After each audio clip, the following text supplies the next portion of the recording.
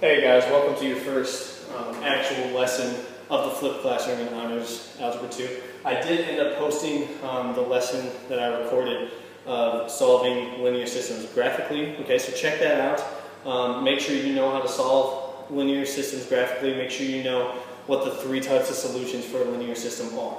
Okay. So now, today we're going to talk about solving systems algebraically. And there's two ways that we're going to solve systems algebraically. So we're going to add to the ways that you know how to solve a system two things today: substitution and elimination of linear combination. I'm going to use the word elimination. Your book uses the phrase linear combination, so that might be on a couple of the worksheets that you guys are going to work on. So by the end of today, you should be able to solve systems of linear equations using substitution and linear combination. And again, stop the video, pause, work at your own pace. If you're familiar with this stuff, kind of skip ahead, go through the examples real quick. Okay. This is the same application problem that we had in class today, so we're not going to identify all our key stuff again. We know there's going to be an equation for Trevor, an equation for Joe. Trevor's knocking down 4 every minute. Joe's knocking down, he already knocked down 6. He's knocking down 2 every minute. So now last time, we graphed these, we saw where they intersected, we interpreted what that intersection point meant in terms of an x, y ordered pair. Today, we're going to use what we call substitution. So here, y is the same thing as 4n. So we can substitute in 4n for our second equation where we see y. Okay? So now we can solve for n. We can go through, solve this equation for n, subtract 2n on both sides. We're going to have 2n equals 6. Divide by 2 on both sides, and n would be 3. Okay, so ask yourself, what did n stand for?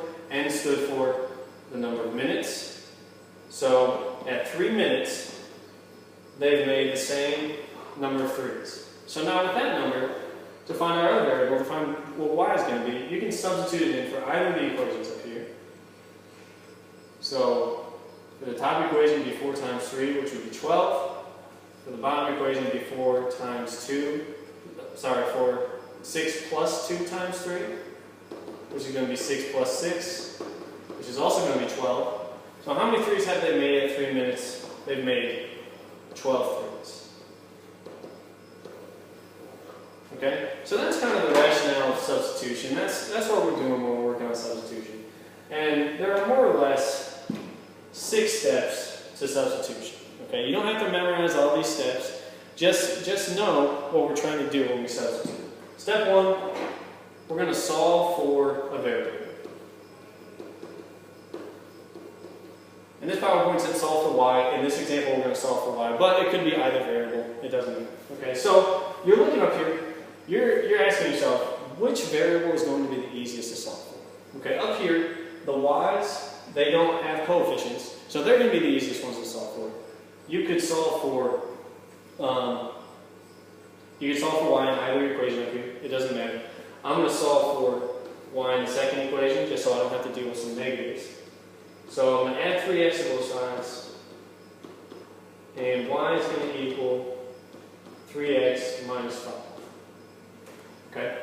So I solve for a variable. There's step 1. Easy as that. Substitute it in for the second equation. So what that means is we're going to substitute what y is into the second equation. Okay, so that second equation is going to be 8x plus whatever y is equals negative 16. So now we know y is the same thing as 3x minus 5. So we can substitute 3x minus 5 in for y in that other equation. Okay, the reason that we're trying to do that is there are only x's in our equation now, so we can solve for x. We can find out what x is going to be. So there's our third step. So we solve for a variable in step 1. Now we're solving for the other variable. We're giving the other variable a numerical value so that we can solve the system. Okay. So combine my terms, 8x plus 3x, we're going to have 11x's. Minus 5 equals negative 16. Add 5 on both sides, and we'll have 11x equals negative 11. Divide by 11 on both sides, and x is going to be negative 1. Alright, so we just solved for the other variable. Substitute back into your system and solve for the first variable.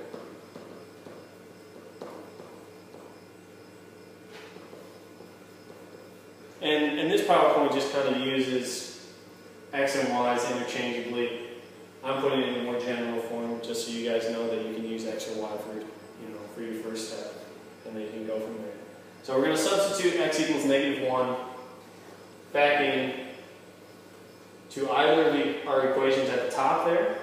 I'll just pick the top equation, it doesn't matter either way. So 8 times -1 plus y equals -16. So 8 times -1 is -8, plus y equals -16. Add 8 on both sides, and y is going to equal -8. Okay? So we know what x is, we know what y is. How do we always write our answer for a system of linear equations? We're going to write the answer as ordered pair. Remember, when we're graphing these, they meet at a point. That point is what makes both of those equations true. Okay? So we'll write our answer as an ordered pair. It's a place on the graph, so we're going to write it like a place on the graph. And then step 6 is check our answer. Remember, when we're checking our answer, we're going to plug it back into our system. The solution of the system is when they both are going to be true. Okay? So here, we need to see if the point -1, -8 makes both of our equations true. Alright, so let's check it out. Equation 1, 8 times -1 plus a -8 equals -16. 8 times -1 is -8 plus a -8 equals -16. So I start with -8. I'm adding a negative number, so I'm getting more negative. So 8 plus -8 would be -16. Alright, and then equation 2.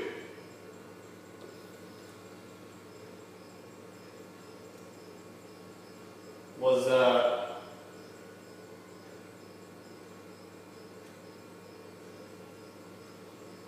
-3x plus y equals -5.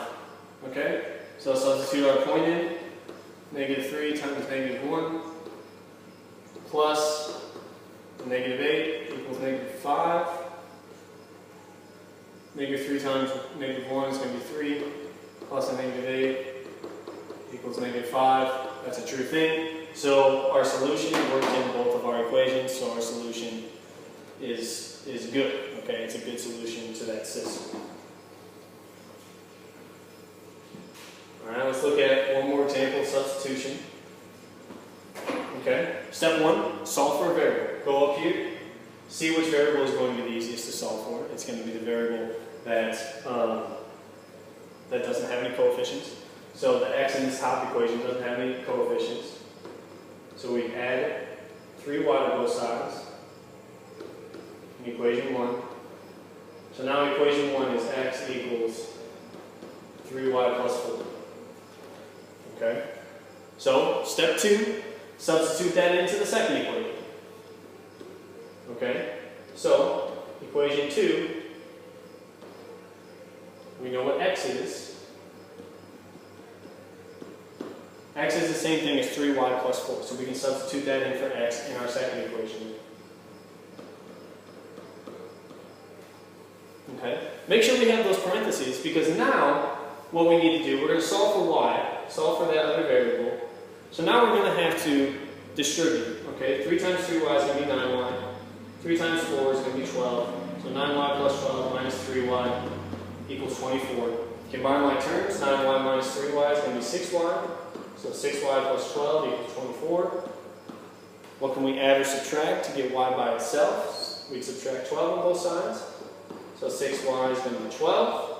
Divide by 6 on both sides, and y is going to be 2. Okay? So we solve for that variable. Now, we're going to substitute that variable back in so we can solve for our other variable. I'm going to substitute it in for that first equation at the top there. So x minus 3 times 2 equals 4. X minus 6 equals 4. Add 6 to both sides, x is going to be 10. Okay? Step 5, I believe it was, write your answer as an ordered pair. pair is going to be 10, 2. And that's our final answer. I just circled a couple steps to get to that final answer. Write your x and your y's in order pair. And now our last step, step 6. Step 6 is substitute it back in, make sure it's okay. So for equation 1, x is negative 10 minus 3 times y, which is 2, equals 4. So 10 minus 6 equals 4. That's a true thing, so we're good there. Let's look at equation 2. 3 times 10 minus 3 times 2 equals 24. 3 times 10 is 30. Minus 3 times 2 is 6. 30 minus 6 would be 24. Okay, so our answer, 10, 2, is a good answer and makes both of those equations true in our system. Remember, that's what we're looking for. A solution to a system makes both of those equations true. When we're graphing it, it was the point that both of the equations had in common. It was the only point that was on both of those equations.